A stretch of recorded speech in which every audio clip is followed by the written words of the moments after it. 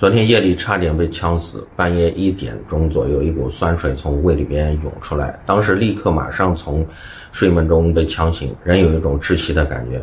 大家不知道那种胃酸进入气管的状态是什么样的，几乎憋死过去的濒死感。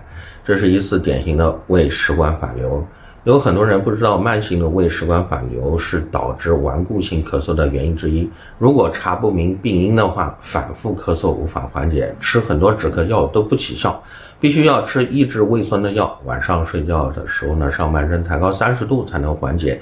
通常还伴有咽喉异物感，咽不下去也咳不出来。有人会有食管炎，导致前胸后背疼痛、胸闷等不舒服的呼吸症状。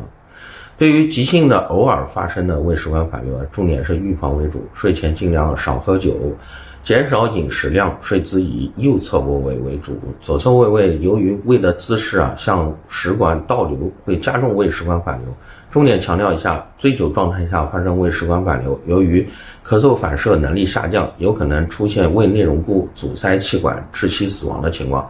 少部分胃内容物进入肺内还可以引起感染，甚至导致肺脓，这是比较严重的情况，一定要重视和预防。